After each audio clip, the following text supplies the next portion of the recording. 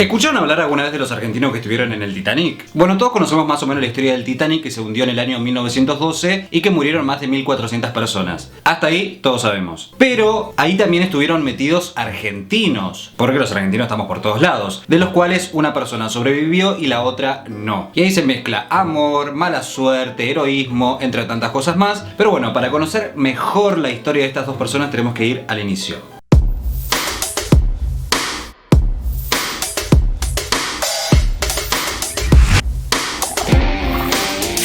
Bueno, el primer argentino es Edgardo Andrew, o Edgar Andrew, que nació en la ciudad de Río Cuarto, en la provincia de Córdoba, en el año 1895. Era el menor de 8 hermanos y era hijo de Samuel Andrew, que fue el primero en administrar la estancia El Durazno, o la estancia San Ambrosio, como es conocida en la provincia de Córdoba. Este lugar es muy importante en la provincia y su dueño era un comerciante y un terrateniente muy importante. Y ahí este chabón contrató a la familia Andrew, que eran inmigrantes ingleses que habían venido a Argentina en la década de 1860. Pero ¿cómo terminó Edgar en el Titanic? La cosa es así. Bueno, en el año 1911 la familia lo manda a Inglaterra a estudiar ingeniería naval. Él en ese momento tenía solamente 16 años, pero aceptó y se fue. Imagínense, era una re posibilidad. Y además también porque quería seguir el ejemplo del hermano, que ya estaba estudiando allá y estaba trabajando para la Armada Argentina. Y así fue que este chabón se fue a Inglaterra y estuvo estudiando hasta el año 1912. El año clave sería. Él, estando allá en Inglaterra, recibe una invitación de su hermano, que en ese momento estaba en Estados Unidos, y se iba a casar. Entonces lo invitó al casamiento. Por lo cual Edgar, sin dudarlo, saca un boleto para viajar a Estados Unidos y así poder asistir al casamiento. El boleto tenía fecha de salida el 17 de abril de 1912 en el buque Oceanic. Y hasta ahí todo bien, pero acá es donde entra el Titanic. ¿Por qué? Porque ahí viene una cuota de mala suerte que va a servir a esta historia. En aquel momento empezó a desarrollarse como una huelga de los carboneros de Inglaterra, o sea, de los obreros que se encargaban del trabajo duro de proveer carbón a los barcos, para las chimeneas y que puedan viajar, y para otras cosas más. Y el reclamo era justo porque era un trabajo terrible. Por ejemplo, cuando ven la película, las condiciones que estaban los que estaban tirando carbón es terrible. Entonces la empresa del buque Oceanic decide cancelar el viaje, junto con algunos otros también, y decide proveer ese carbón que tenían para el Titanic, porque ya se había anunciado la salida de este barco y era un momento histórico, porque era el barco más grande del mundo, o sea que tenía que salir sí o sí. Y es así como a Edgar le cambian el pasaje de el Oceanic para que viaje en el Titanic. Alta mala leche. Y bueno, hay algunos documentos que se encontraron como las últimas comunicaciones antes de que se embarque. Por ejemplo, una carta que le escribió a su prometida, llamada Josefina Cowan, que era inmigrante también y que la había conocido en Argentina. Lo raro de esta carta es que tiene como un mensaje medio profético y que, sabiendo cómo terminaban las cosas, tiene algo bastante tétrico también. Resulta que Josefina y Edgar se distanciaron cuando él se fue a Inglaterra y ella se quedó en Argentina. Pero parece que en el año 1912 ella planeaba viajar a Inglaterra, y justo da la casualidad que iba a ser en la época donde él tenía que ir a Estados Unidos en el Titanic. Otra mala suerte más. O sea, justo que ella iba a ir, él no iba a estar. Así que le escribió una carta diciéndole cuánto la extrañaba, y son conocidos algunos párrafos de esta carta que dicen: figúrese, José, que me embarco en el vapor más grande del mundo, pero no me encuentro nada orgulloso, pues en estos momentos desearía que el Titanic estuviera sumergido en el fondo del océano. Terrible.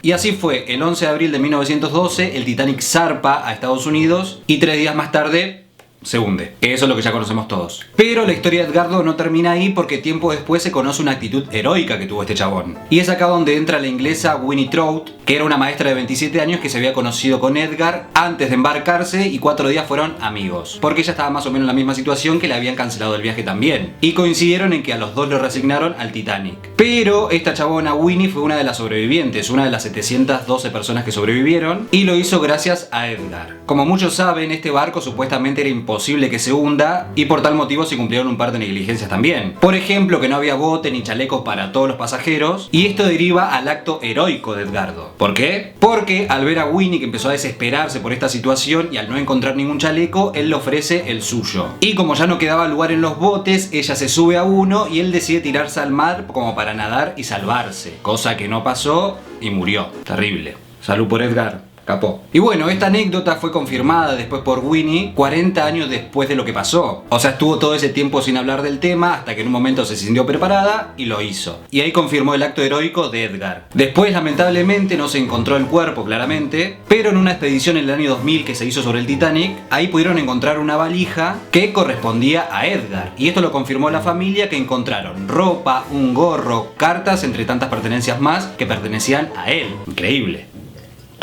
Pero bueno, después hay otro caso que es el de Violeta Jessop, o Violet Jessop, y ella sí fue una sobreviviente. El tema es así: esta mujer nació en Bahía Blanca en el año 1887. Sus padres eran inmigrantes irlandeses que habían venido acá y trabajaban con la crianza de ovejas. Y Violeta era la mayor de 9 hermanos, por lo cual tenía que ayudar a la casa. Pero durante su adolescencia se enferma de tuberculosis, que era una enfermedad terrible para tratar en ese momento, por lo cual esta familia decide mudarse a Mendoza para que el aire de la región ayude a recuperarse. Violeta sobrevivió, pero el que tuvo mala suerte fue el padre, que falleció siendo joven, por lo cual la madre se hizo cargo de los 9 hijos y decidió que todos se muden a Inglaterra, donde ella iba a trabajar de camarera. Y así fue que en el año 1903 toda la familia se instala en Liverpool y después en Londres. Y la madre de Violeta después empieza a trabajar en la empresa Royal Mail Line como camarera a bordo de distintos buques. Pero en el año 1908 también se enferma, por lo que Violeta sigue los pasos de su madre, empieza a trabajar en la misma empresa como para hacerse cargo de la situación económica familiar. Y de esta manera empieza una carrera como camarera en distintos buques durante un tiempo. Y ahí llegamos al año 1910, que la empresa White Star Line, que era la dueña del Titanic y de otros barcos más, la contrata como camarera. En el año 1911 empieza a trabajar en el Olympic. Y acá ya empieza la primera desgracia. El Olympic colisiona con otro barco, el HMS Hawke, pero no hubo víctimas ni tampoco se hundió. Fue como una primera advertencia, ponele. Así que Violeta sigue trabajando como camarera, pero ya en otros barcos, hasta el año 1912, que era el año del estreno del Titanic. Y como ya llevaba un tiempo trabajando de eso y como ya tenía una presencia muy importante y todos veían que trabajaban muy bien, deciden ofrecerle una de las 23 vacantes para trabajar en el Titanic, de camarera. Primero lo dudó porque estaba cómoda donde estaba, pero después terminó aceptando porque era un viaje muy importante. Así que el 10 de abril de 1912 se embarca en el Titanic, siendo mesera de los salones más exclusivos de la clase alta a bordo.